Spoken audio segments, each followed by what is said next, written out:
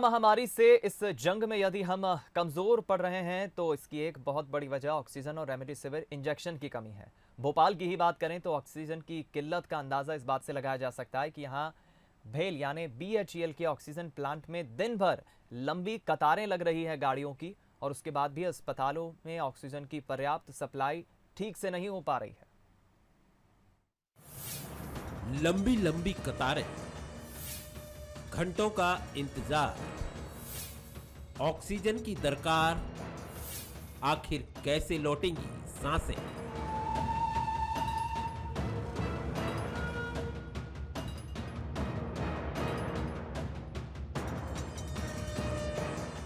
ये गाड़ियों की लंबी लंबी कतारें और अपनी बारी का इंतजार करते लोग, ये वही लोग हैं जिनके परिजन अस्पतालों के बिस्तर पर सांसें गिन रहे हैं। ऑक्सीजन की किल्लत ऐसी है कि कहीं एक सांस ज्यादा ले ली तो ऑक्सीजन सिलेंडर खत्म ना हो जाए।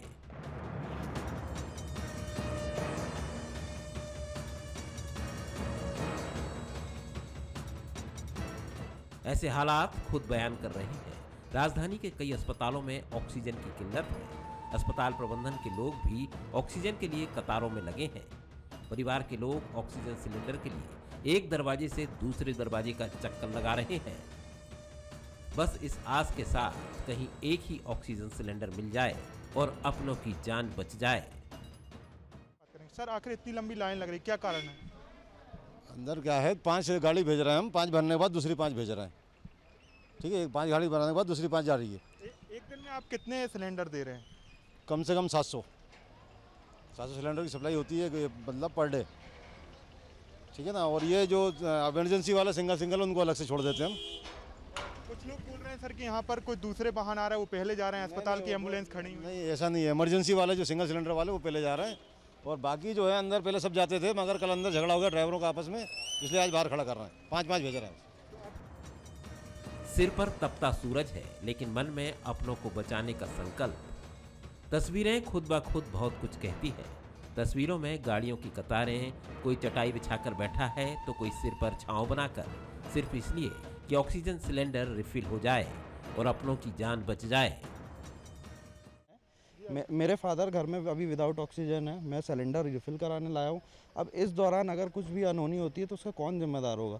ये लोग कह रहे हैं सुबह 7 बजे से गाड़ियाँ यहाँ खड़ी हैं, तो अंदर जा कौन सी गाड़ियाँ रही, मुझे ये समझ में नहीं आ रहा है।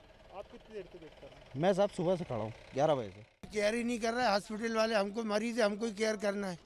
वो तो कह रहा है हमारे पास सिलेंडर नहीं है, आपसे उत्तम प्रबंध करते बने तो आप प्रबंध कर लो, हमारे पास नहीं है, नहीं तो मरीज को घर ले आओ, हॉस्पिटल वाले कह रहा। ऑक्सीजन की किल्लत के बीच सरकार के नुमाइंदों का कहना है कि प्रदेश में ऑक्सीजन की कमी नहीं है। स्वास्थ्य मंत्री प्रभुराम चौधरी का कहना है कि सरकार ऑक्सीजन को अस्पताल तक पहुंचा रही है।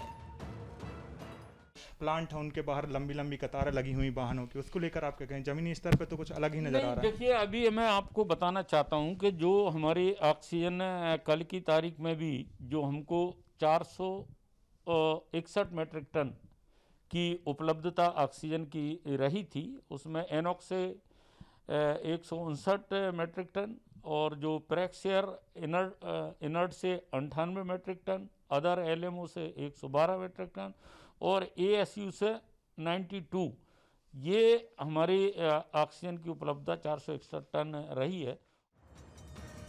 ये लड़ाई जीवन बचाने के लिए लड़ी जा रही है। सरकार के दावे हैं कि अचानक पैदा हुए इन हालातों से निपटने की पूरी कोशिश की जा रही है। बहरहाल अपनी सुरक्षा अपने हाथ, इसलिए मास्क पहने और सोशल डिस्टेंसिंग का पालन करें। आकर्ष शर्मा, बंसल न्यूज, भोपाल।